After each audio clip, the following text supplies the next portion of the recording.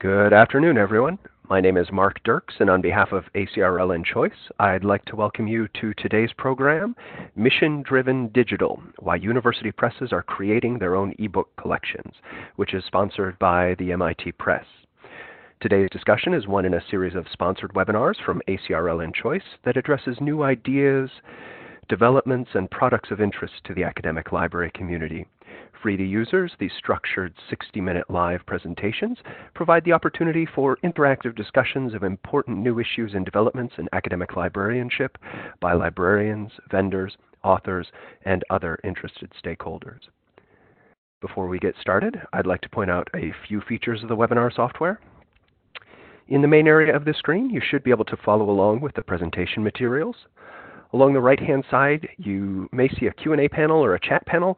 If you don't, you can click the little button with the dialog cloud along the bottom of your screen, and that should open up the chat panel for you. And the Q&A you should find in the button right next to that dialog cloud, the little three dots labeled More Options. Please use the Q&A panel to submit questions to our speakers. At the end of the presentation, they'll take a few minutes to answer your questions, so please do send them in throughout, and we'll hold the questions to the end for a dedicated Q&A. If you experience any technical issues, use the chat panel to let me know, and I will troubleshoot the issue with you there privately.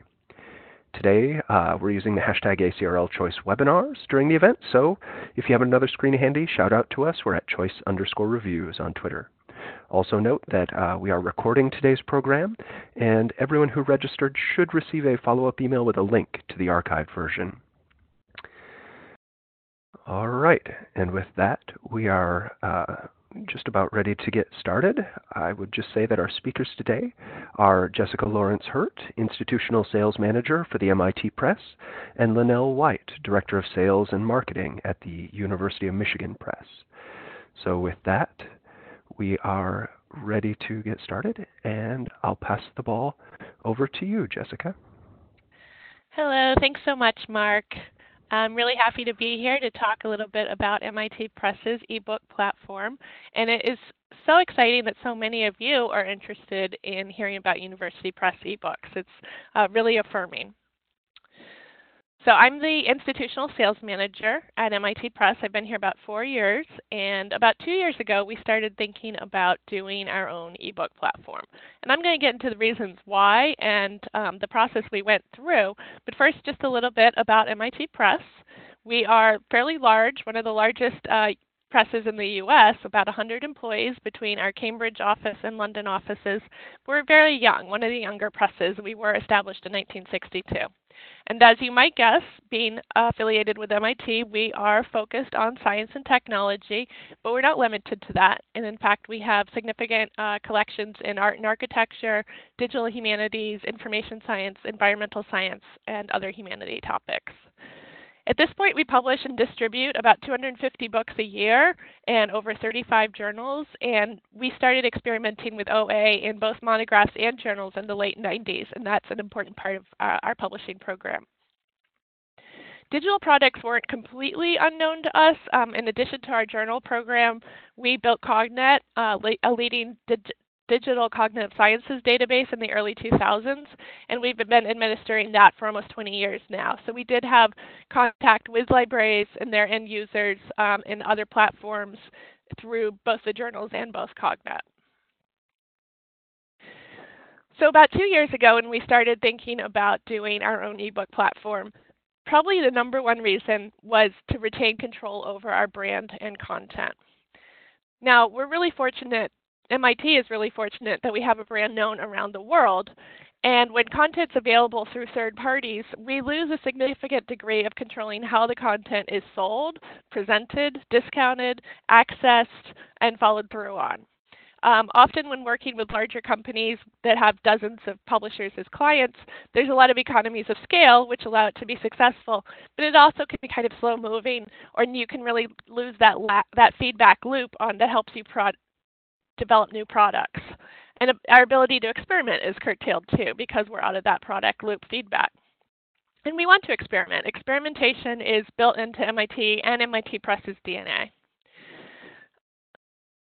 Another reason we wanted to move forward with this idea was to provide terms of access that are consistent with our values as a university press. At MIT, we fall under the jurisdiction of the libraries. We're closely aligned with them. We have a lot of the same values, and we're part of the same scholarly ecosystem.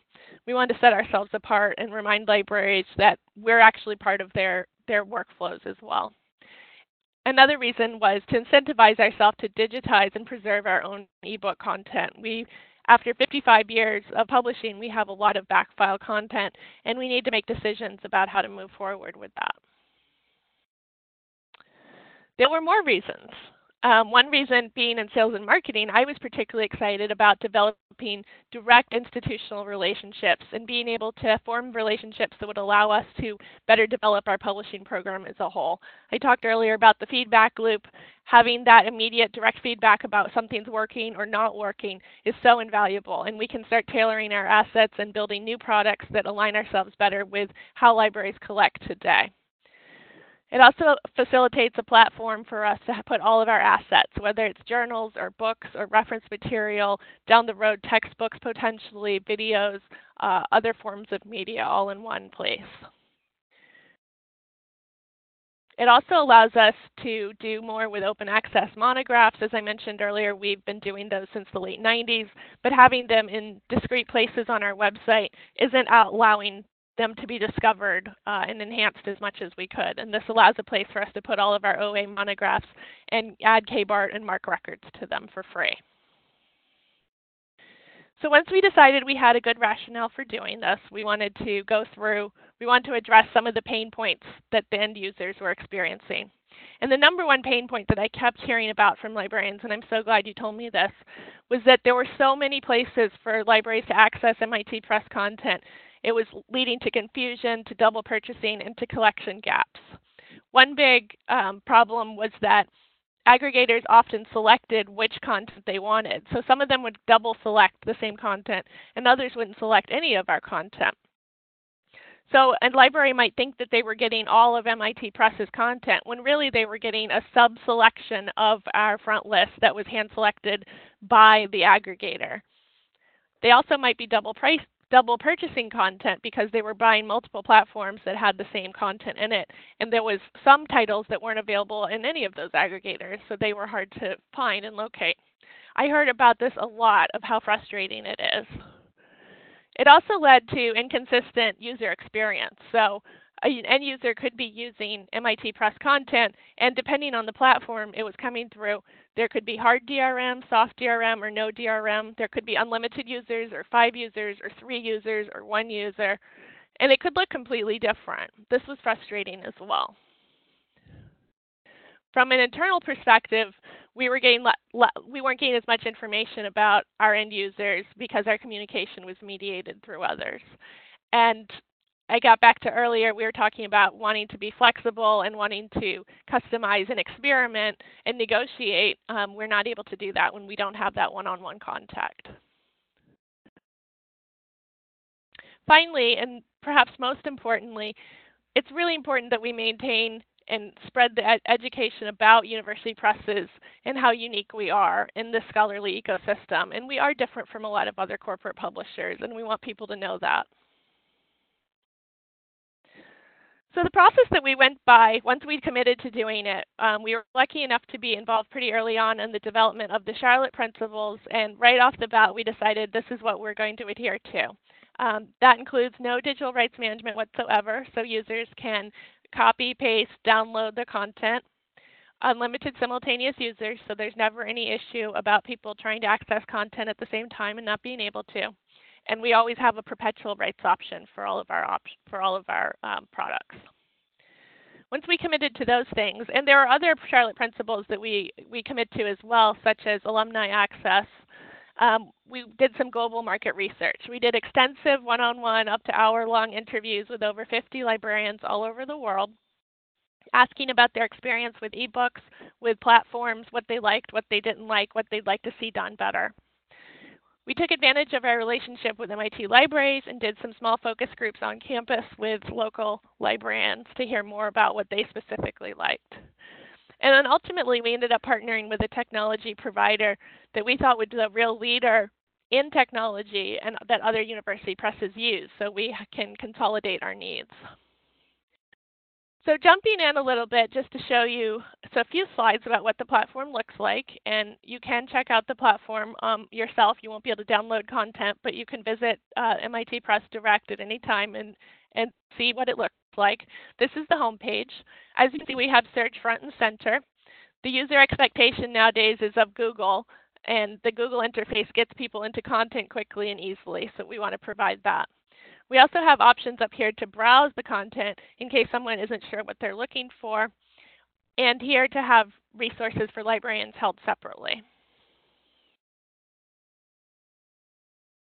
And I see a question asking who was the technology provider, Silverchair. Yes, that is Silverchair. So if you purchase Duke University Press's eBooks, this platform will look very familiar to you. Okay, if you do a simple search, this is what comes up. I search for machine learning. The default sort is by relevance, but you can also search by date. And you can filter by book or book chapter. You can see all the subject areas that this search term appears in, which may also help further narrow results. And then from the search results, there's some metadata, and you can also jump right into the PDF here.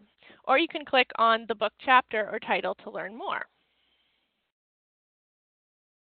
So if you click on a book title, you'll see some metadata. You'll see the author. You can click on the author and see other works by that person in the database. A brief description. Over here under availability, if I was logged in via IP access, this red box with the dash through it would be green for available. We also have the OA tag. And then the free tag is just if we tag content to make available for free for whatever reason. If you scroll down, you'll be able to see a download button for the PDF. Right now, everything on the product is PDF, but we do have plans to add EPUBs as soon as available. So, in sum, we're just starting out on this venture. The product is live. We've started trials. We've started getting extensive feedback, which has been so helpful. And we've already seen some of our goals realized through the closer relationships with libraries and their patrons, and their feedback has been so invaluable, so please keep it coming. We're going to hold questions till the end after both Linnell and I have spoken, but here's my contact information. If you want more information about the platform or why we chose to go down this route or who else we're working with or a demo or a price list, anything like that. In the meantime, I'm going to hand it over to my colleague at Michigan Press, Linnell White. Thanks so much.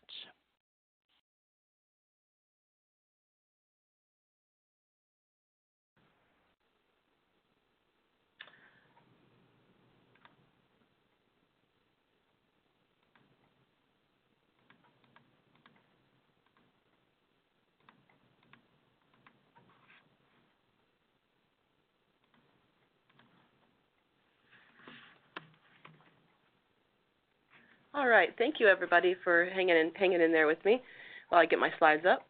Thank you, Jessica, and thank you to everyone for joining us today to be a part of this webinar. Just like Jessica, it's a pleasure to talk to you about why the University of Michigan and fellow presses have decided to move in the direction of offering our ebook collections online and in partnership with libraries. So I'll just start by saying that a lot of what I'll cover is online on our librarians page, which we put together. So don't feel free to take notes, but a lot of what you'll see will be online. And working with Lyrasis, we also have a product page. So if you are interested in pricing or webinar information, like for forthcoming feature sets or getting other types of details, feel free to consult that page as well. And just like Jessica, you're happy to browse the collection online. We have several open access titles that are fully viewable at fulcrum.org/Michigan.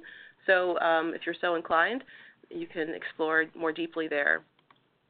I'll just start as well with a little bit of background on our university press. We were founded in 1930, and we're a little tad bit older than MIT, not too much though. But we've been part of the library since 2009 and really fully integrated into the library since 2009. And that means that we have a AUL of publishing who also is a director of our press. and it's really part of our DNA here at Michigan, and we'll learn a little bit more about that, why that matters in the coming slides. We publish about 100 new monographs a year and total about 5,000 titles to date. And our key strengths are really in political science, performing arts, classics and archaeology, and American, African, and Asian studies. And this is a really important point here to emphasize that these particular subject areas are really visually rich, performing arts especially, archaeology, and this has really driven a lot of the work that we've done in launching our own ebook collection and thinking about digital scholarship.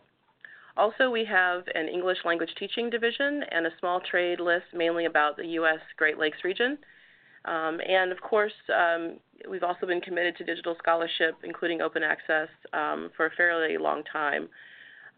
It's also important to note here, too, if you're curious about what is part of the EBC collection, on the librarian's page we do have a title list, so we're fully committed to transparency. So that means that if you want to find out what we publish but may not be in EBC or what's included in EBC, the place to go would be the librarian's page. And just recently we were shortlisted for International Excellence Award through London Book Fair, so we've been working really hard to work internationally, and we've gotten some recognition in terms of being innovative. These are just a sample of the academic monographs that we published this year, and many of these authors are widely acclaimed, and as I learn more about the adoption across our community, we find that a lot of our authors, institutions, they are interested in purchasing EBC precisely because they want to support their authors on their campuses.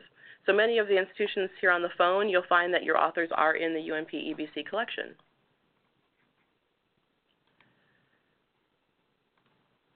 So a little bit about why EBC and why now and why on our own and why going direct.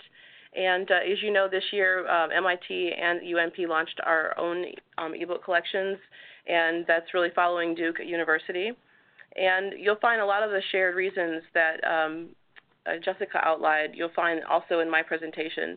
However, I do want to start kind of a little bit about what makes Michigan a little bit unique in terms of the tradition of advancing digital scholarship. So this really, UMP EBC grew out of our rather unique library environment and our scholarly mission. And our infrastructure here on campus has a real tradition of kind of experimenting and leading and resourcing innovative digital projects. And we've been working through those projects like HathiTrust and ACLS HEB for a number of years. And then joining the library in 2009 kind of converged with our work with Andrew Mellon Foundation grants to really look at the sustainability of a lot of the long-form digital humanities work that we've been doing. So Fulcrum is the platform that EBC is presented on, and in 2015 we secured a grant to look at the sustainability of that work. In tandem with Lyrasis, which is our partnership for sales and also for our strategy consultation and just generally being a good partner in the library community, all of these things came together to really help us think more critically about the needs of libraries, the needs of preserving and sustaining long-form digital humanities scholarship. And the result then was being able to offer eBooks to libraries and to help kind of get that content back into the environments where scholars are able to consume them and publish them. But as Jessica recognized earlier, too, there is this broader context that we were hearing when working with libraries around the frustration around buying UP, University Press eBooks. So there are a variety of purchase models. You know, libraries are saying, listen, we want to be able to purchase rather than lease these books. Of course, we see unclear access rules, complex licensing agreements, and also as we move into a world where the ebook really becomes kind of primary, the importance of user experience and accessibility, and just for those folks who may have sighted issues or different learning styles, but just in general makes really good user experience for everyone. These types of features of the ebook landscape were increasingly frustrating to libraries and particularly to university presses. So our first goal then was to simplify the purchasing of university ebooks, and so you'll see here that one of the things Jessica mentioned as well is the comprehensiveness, the desire to have that record available to libraries to purchase. So all of the collection is available in its most comprehensive state. DM-free, unlimited multi-user, perpetual access. You'll recognize this exactly as the Charlotte principles, which we also firmly adhere to. We also wanted to include open access books without charging, so no double dipping. And as we grow that area of scholarship, and we see that growing, this will be increasingly important for libraries as well. And that is being able to have adoptable eBooks as part of the EBC collection. So we've been hearing a lot about textbook affordability or just course affordability, or libraries having a role in trying to make course adoptable information available through the library. So we're not holding that back. We'd like to be able to support that particular endeavor. We publish dominantly in EPUB 3, but we also offer PDF downloads. And this really allows the multimedia experience that Fulcrum is developing quite a keen ability to present. So unlike Duke or MIT, we did decide to host our own open source platform, and that is Fulcrum. And we feel that gives the best possible version of the digital scholarship that we are publishing. And I do think it's important to highlight, though, that we are still being good partners in the commercial context, in the sense that libraries do want choice.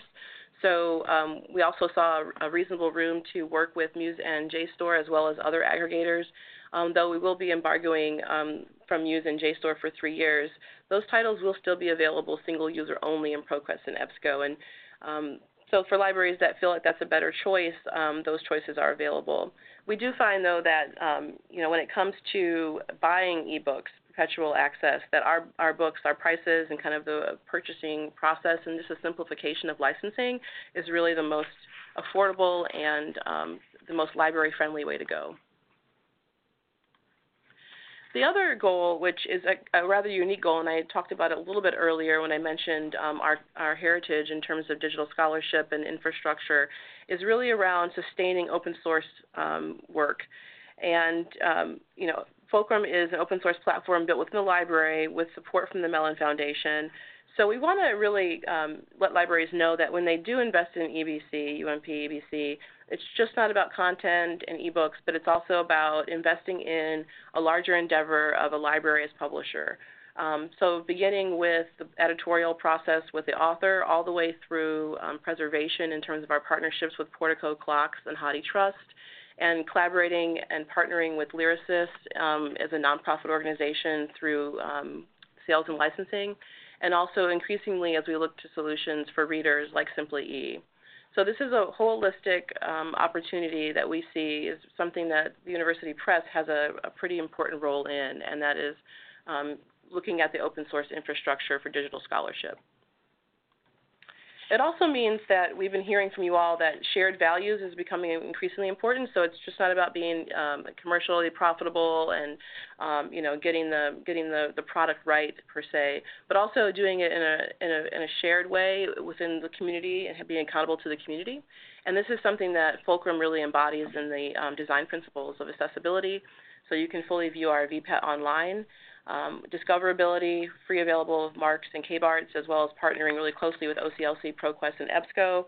And durability, this is, I think, something that is absolutely core to what we're doing here, which is addressing the concern about the long-term preservation of eBooks, especially ones that are enriched or that come enhanced. So this is something that is oftentimes the most challenging part of eBooks. And also placing our code in GitHub, so it's an open source opportunity for those who want to look at code and build on what we're doing here. Samvera Fedora is well used in the library community, and so we've been using that as well, and it's the same stack as our data repository, Deep Blue. So essentially, the message here is that it's created by a library with libraries for libraries. So this is something that was pretty intentional in the way that we went about Fulcrum. And this is exciting.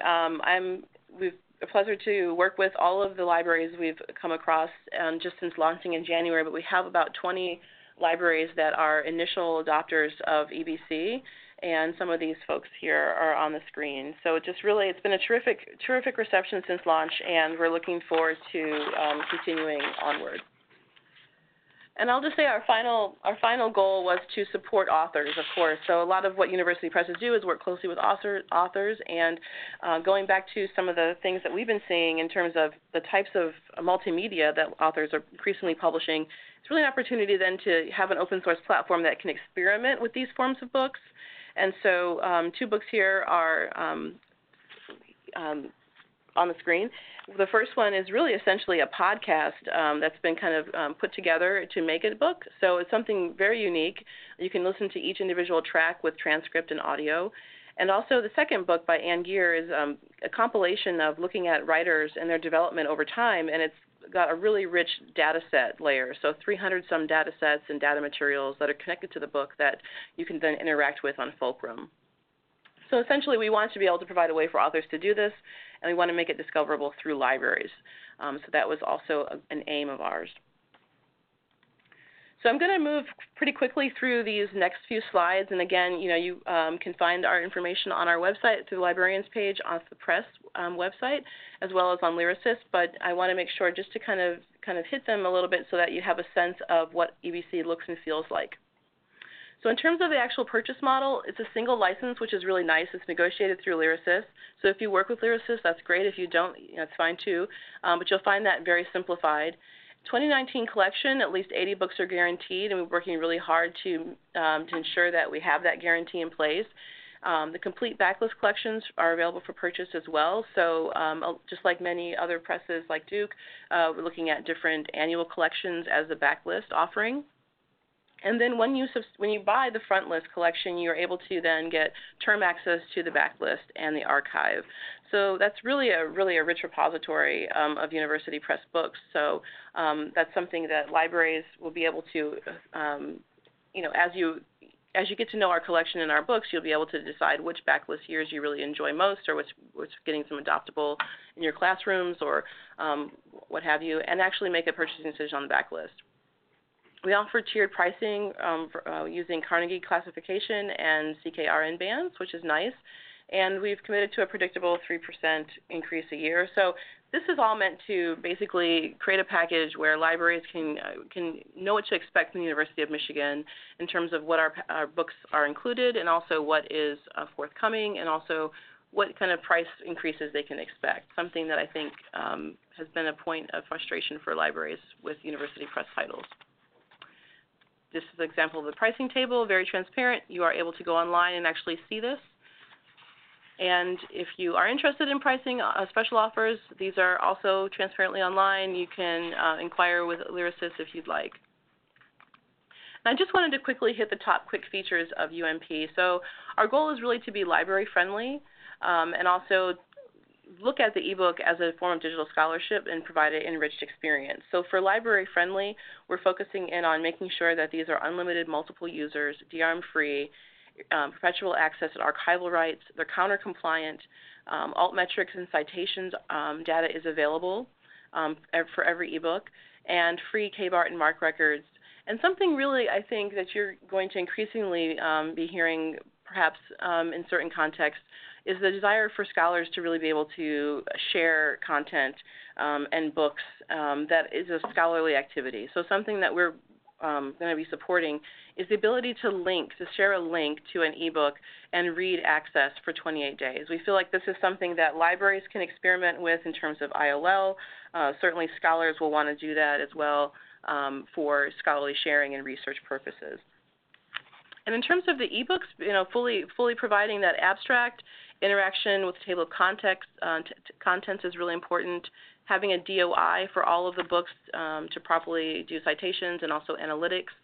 Open URL compliance for discovery and proxy, and then also being able to download PDFs and EPUB 3s.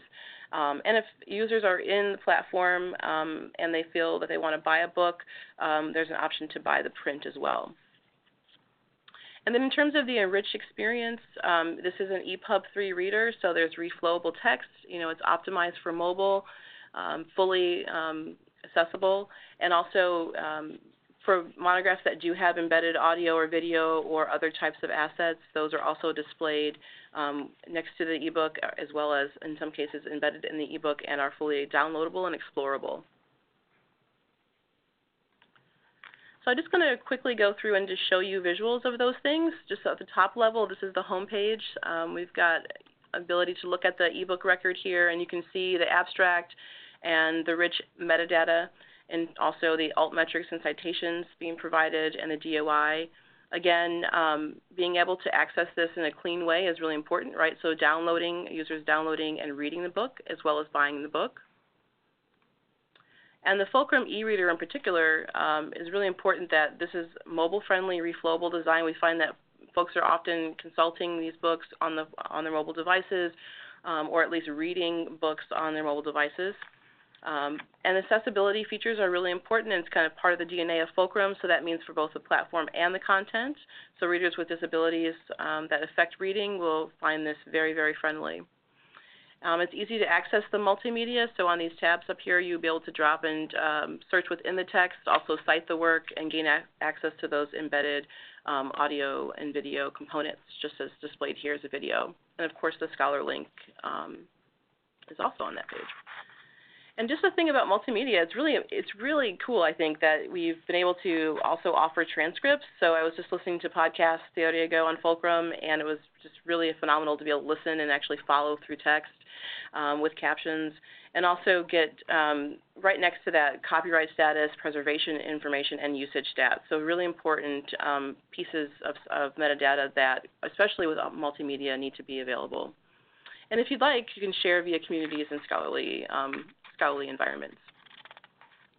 We see the future kind of moving in this direction, so just kind of really moving beyond even the monograph, moving into things like embedded models, maps, and databases. So this is from the Gabby project. It's actually an archaeological dig, something that oftentimes people who are in the field want to experience this type of content, though the monograph is not really the proper medium for that. But this with Fulcrum, you can actually step onto the field and actually explore and actually experience a lot of this 3D work that folks are doing on the ground. And we see this in different disciplines, but especially in archaeology, where really the richness of what the research is being done is actually in the data, perhaps on the ground rather than in the monograph itself.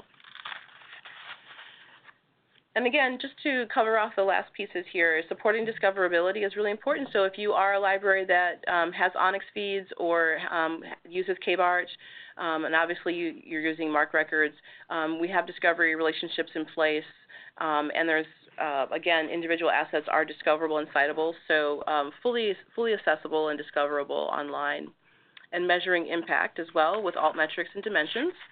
And we wouldn't want to leave out counter usage. So counter 5 compliance is really important, and that includes for open access as well. And again, just to quickly just leave you with the resource pages to final wrap here, that if you have a desire for more information regarding the collection, kind of what it is, as well as any of the purchasing information, these are the resources that you would consult.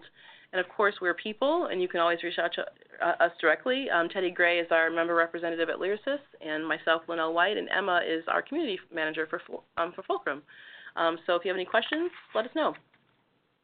And with that, I'll turn it back to my team. Mark.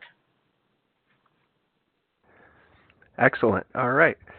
So as we mentioned earlier, we have a bit of time here at the end of the session that we can dedicate to some questions from our listeners out there. So if you do have any questions, I would suggest you drop those into the Q&A module. And just a reminder on where to find that, if you click on the 3 little dots, it should pull up a drop-down that you can select the Q&A out of. It's really more of a drop-up, perhaps. All right, so we've got a few questions already in the hopper here.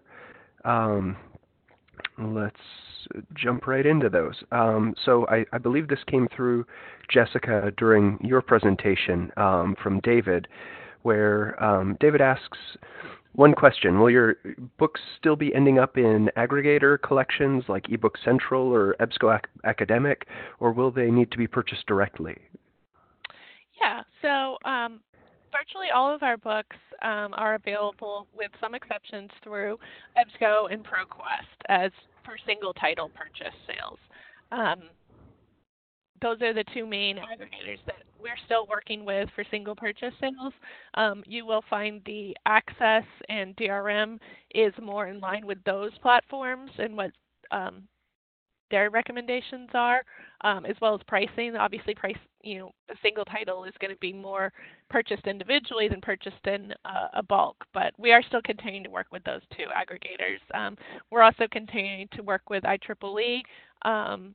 They have a unique reach into some of the engineering and computer science markets, so we are still doing some work with them. Again, it's all about balance. I think Linnell spoke to it. We want to continue to offer options for people who want them, but we do think that this new solution is probably going to address a lot of pain points that had arisen in the past. Okay, excellent. And it looks like we have another question. It looks like we addressed one of the questions that just came through in the chat there from Sandra, where she was asking, what about the IEEE Explore MIT eBooks? But it sounds like you're continuing that partnership, correct? We are continuing that partnership, yep. And I'm happy to answer any questions about that one-on-one. Absolutely. All right. So we got a question here from Michelle, who says, for both MIT and UMP eBooks, what subject taxonomy do you offer on the platform? Is it a homegrown taxonomy or Library of Congress or something else? And then a second part to that question, does the service have a recommendation service built into the platform? So maybe, Linnell, do you want to jump on that first question? Do you know what sort of taxonomy is built in there? Is it Library of Congress or something else?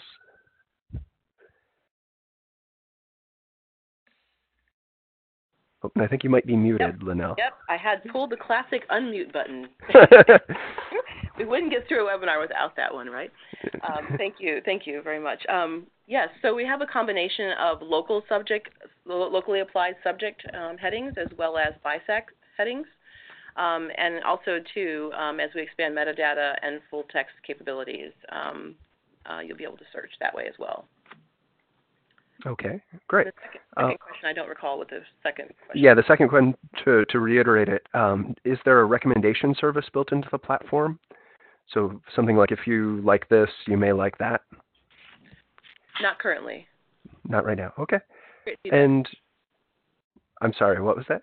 That's great feedback. Great. And I would put this to you as well, Jessica. Does it use what taxonomy does the platform use? We use a homegrown taxonomy. Okay. I think it's based on Library of Congress and BISAC codes, which are a bookstore guidelines, but it's customized really for the areas that we publish in. Okay, and to tag on that second question, is there a recommendation service in the platform? We don't. We show things like we hope at this point you can see books by the author, by the same author. We're hoping down the road to have things like if these books are relevant in some way to what you're looking at. Mm-hmm. That's not on there yet, but it's on the roadmap. Yeah, phase 2 or 7 or whatever it may be. Yes. We've got another question here from David. And David asks, will you be putting out your OA book lists as collections that can be easily picked up by discovery layers?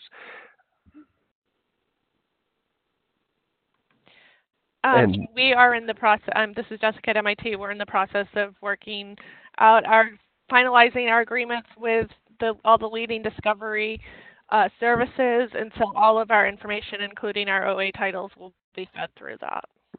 Okay. And Linnell, what about at University of Michigan?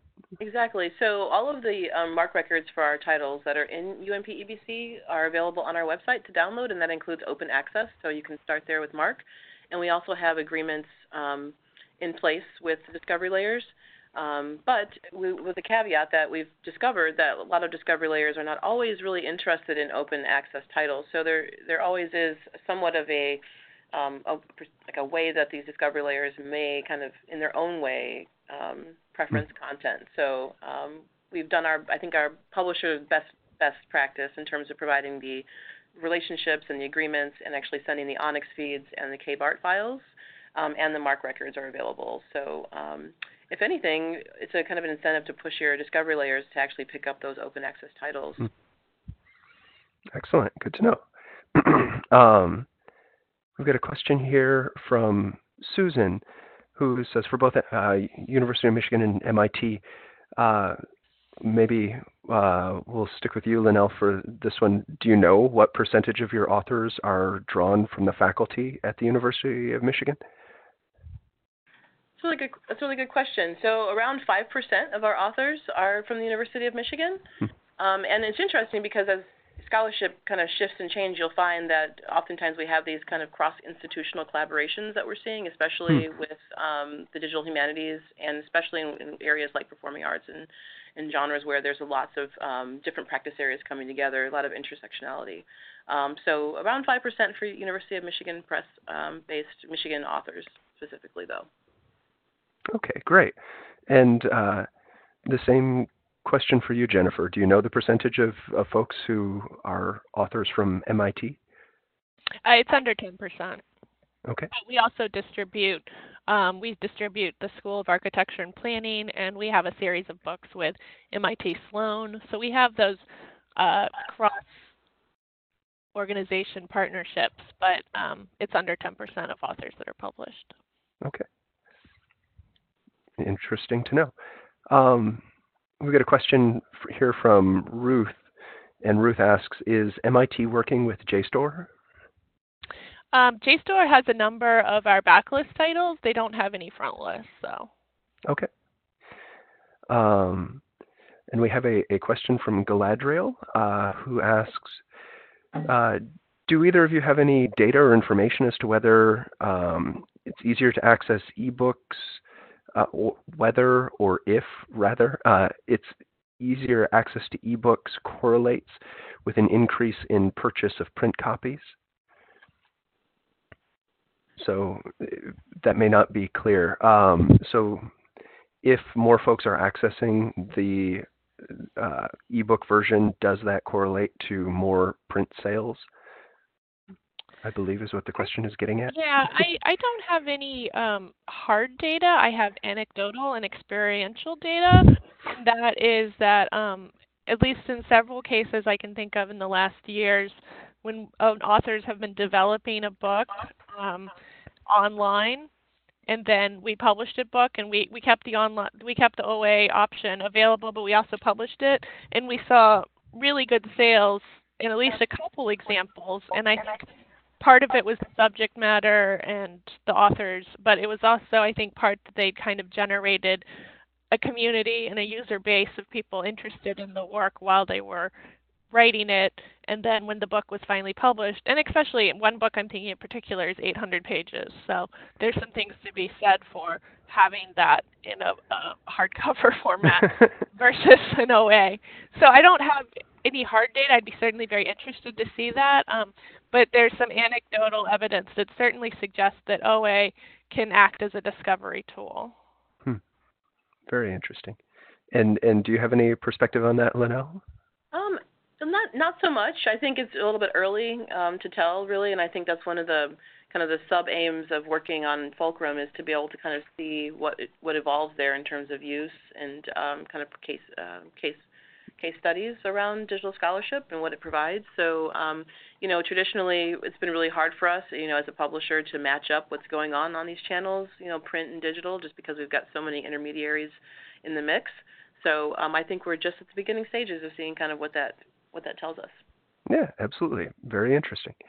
We've got a question here from Jonas for Linnell. He says, Linnell, with the discovery relationship with EBSCO, can specific collections, such as the open access titles, only be turned on? I don't know. I mean, I think that's a good question for EBSCO.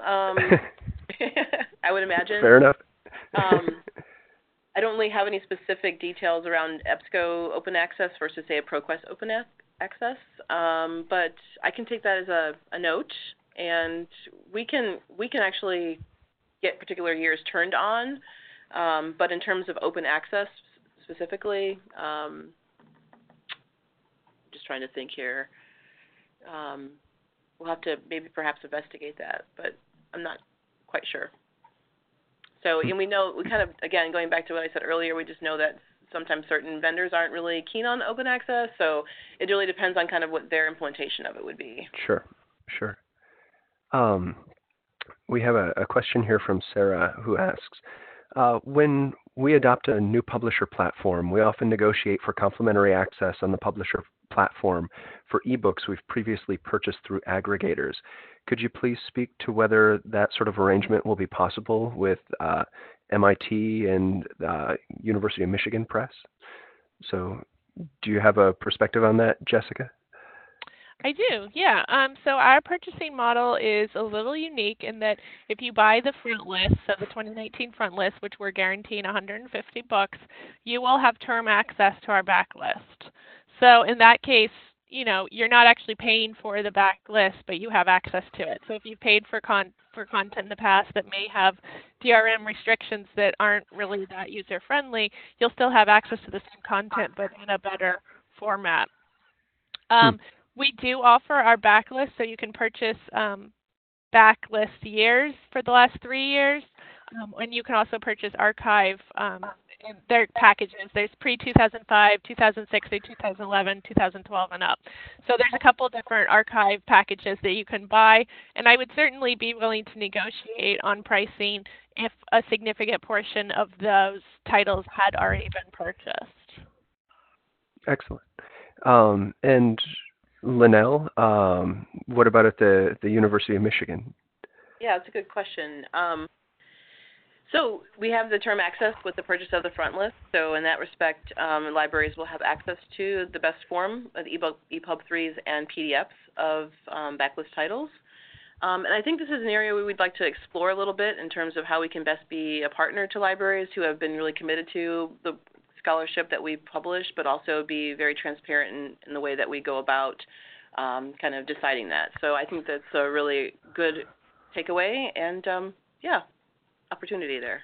Yeah, great.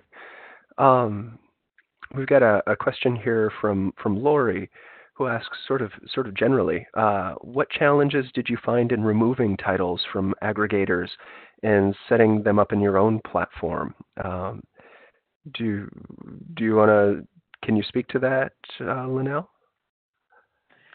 Wow, yes, definitely. So that's really probably more along the, like, setting up the actual discovery agreements probably is more of a challenge, but I wouldn't say we haven't removed any titles from aggregators in particular. So the backlist titles are available in JSTOR, you know, in Muse, and ProQuest and EBSCO. It's been mostly the front list that we've been embargoing. So in that respect, we haven't actually removed any titles. Yeah, you've just sort of sequestered the current ones. Yeah, that makes sense. And Jessica, the same question to you at MIT. What was it like, you know, setting up the agreements with the aggregators and agreeing on titles and that sort of stuff? No, it's very similar to as Linnell said. We didn't actually take any titles away, but they still have the backlist titles that they've been able to sell in the past, but we're just not moving forward with front list titles in several of those databases. Sure.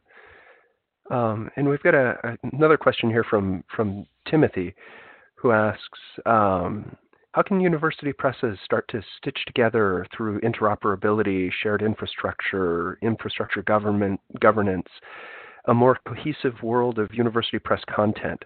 When should university presses as a brand be the focus instead of individual university press brands? Do you have any thoughts on that, Jessica? I have thoughts. I'm not sure how helpful they would be. I think that's something that directors of UPs have to think about. I think there's certainly more opportunities for collaboration and cooperation than we've necessarily taken advantage of in the past. I think we're all on the same side. We are in the same ecosystem. We have a lot of the same values, certainly the same values around, peer review and high editorial quality. So I think there are opportunities for that kind of cooperation, and I'd love to see more of that continue. But I'm not at a place where I can offer any specifics right now. Fair enough. Fair enough. And I would just put the question to you too, Linnell. Do you have anything any thoughts on that? Well, I echo everything Jessica said, especially the director level thinking that goes on in terms of the strategy of working together with other partners and presses. Just a thought that, that's one of the kind of the noble parts of Fulcrum, honestly, is to create an open source community accountable platform for scholarship. So EBC, is one of the collections that's on the platform, but Fulcrum itself publishes and partners with others like ACLS, HEB, as well as other presses as well. So that is kind of an open environment for that type of experimentation and thinking and kind of developing that shared values we talked about earlier.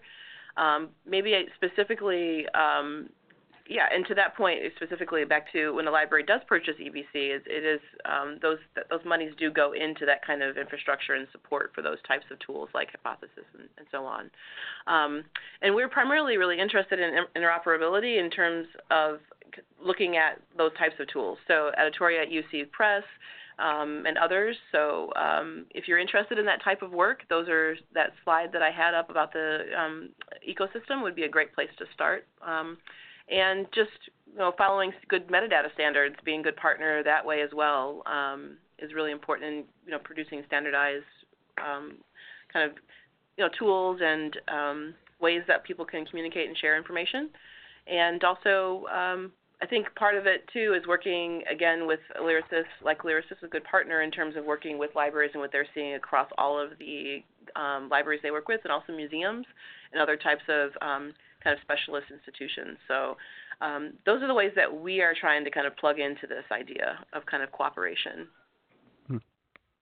Very interesting, yeah. We've got a question here from David, who asks, are you imagining a future where the best pricing, access, and functionality-rich titles from your presses can only be available directly? And will you be expecting libraries to have deals with multiple presses, each individually? What are your thoughts on that? And I would throw that out to either of you or both of you if you want to. That's a tough one, isn't it? Yeah, I think that's a great question. I started, I think it was at ALA Midwinter. I had a couple different experiences with different librarians that just showed how different the experiences can still be. One librarian was saying, gosh, we've pretty much bought all of our eBooks via, one main aggregator. That's where we get our eBooks. But I'm thinking that maybe it's a good time to start looking at other publishers. We might be able to get a better value. We might get better access. It's time to start doing that. And then I had another librarian not long after that say, oh my gosh, another platform. I'm already working with all these individual publisher platforms. So I think it depends a lot on the university resources and goals and structure and how they want to manage their acquisition. Some people are just starting to think about working with more than one or two publishers, and others are kind of already at capacity. So I think it's a great question, but frankly, I don't I could go into a lot about how many years and how much technology effort and business questions and the amount of time and energy that it really took for internal staff to develop this platform. And, we're a staff of 100 people, and certainly not all of those people, in fact, most of them were not involved in the development of this platform, but it took a lot of resources. So I personally don't see, but I would be interested in Linnell's perspective. I don't see every university press doing it this way. I do think that we'll expect to see some more options in the future for smaller presses, but it does get to a certain point where I'm sure at some point publishers are going to decide, okay, I want that kind of those abilities to have input on access and get that sort of input from our key users. I want that without doing it on my own platform. Yeah, very interesting.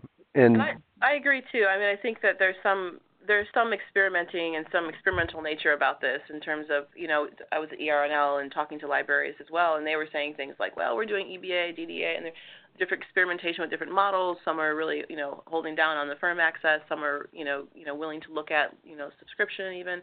So it's really been interesting to hear across the board what libraries are doing to kind of work with monographs especially. So I think there is a little bit of, it depends on the library, depends on kind of what their vision of access is in terms of free books especially. But on our side, I think from how we view it is, a lot of what we're working on is coming from authors directly. So as long as our authors are coming to us saying, hey, listen, I have this particular type of scholarship. This is kind of what I envision. Do you have a home for the audio, the video, the data, the podcast, the performing arts? Do you have a home for this? And can you create engagement and use and relevancy in my discipline for this work? That's exactly what Fulcrum provides. So in some respects, there may be instances where if you are that type of author and you are that type of library looking to support access to those types of works, then you will definitely want to come to University of Michigan Press for that type of experience. So in some ways, I can envision a world where you have all of that going on. I know it sounds maybe a little distressing, but I think a lot of what we're doing and seeing is driven by the scholarship and also kind of what the technology is capable of doing. Mm-hmm. Yeah, that makes sense. We've got, it looks like just one more question here from Sandra, who asked for Michigan. Will University of Michigan continue to add their eBooks to Project Muse UPCC? Yes, we will. And again, we'll be including our eBooks in JSTOR and Muse, but there will be an embargo of 3 years for those front list titles. Yep. Okay. Great. I will give folks just another second or two to pop in another question if they have them, and so we'll give you just a little bit of time. We're close to the end of our hour today, and while we're waiting to see if there's one or two more questions that come through, I would just note for folks that you should be seeing in your chat box there a link to SurveyMonkey to let us know so that you can let us know how we did today. Please do take a moment to fill that out and give us some responses. We appreciate all of your feedback. And it looks like we've got just one last question here. It looks like it's come through from Ed, and it may be more than we have time for, but Ed is intrigued by the purchase model and asks, do you negotiate royalties for purchase versus license so that rights holders are supportive of the purchase model? And we may have to hold that one for later, because I'm not sure I entirely follow what the question is asking. Yeah, this sounds like something from a potential author on how they get there. I mean, royalties, everything, all books that go through our platform, the authors do receive their standard royalties on electronic. So whatever in their contract says, whatever percentage they get on electronic copies, they get that from if they've been published on the direct platform. Sure. Okay. Yeah, that makes sense.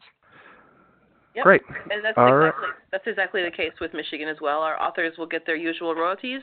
So anytime an ebook is sold on any platform, that is what they will get, their royalties. That makes sense. Great. All right. Well, we are coming to the end of our time, and so I will say thank you, Jessica. Thank you, Linnell, for fielding so many questions and for your presentations today. I think we got a lot of really interesting information and insight into what's going on. I'd also remind folks out there listening in that we did record today's program, so please be on the lookout for a follow-up email from ACRL Choice with a link to the recording. Also, one more time, you should see a link to our brief 5-question survey in the chat box. if you could take a minute to fill that out and let us know how we did, we would really appreciate it. So the last thing I'd like to say is thank you to all of you listening out there for joining us today. I hope that you enjoyed the session, and I hope the rest of your day is great. Thank you very much.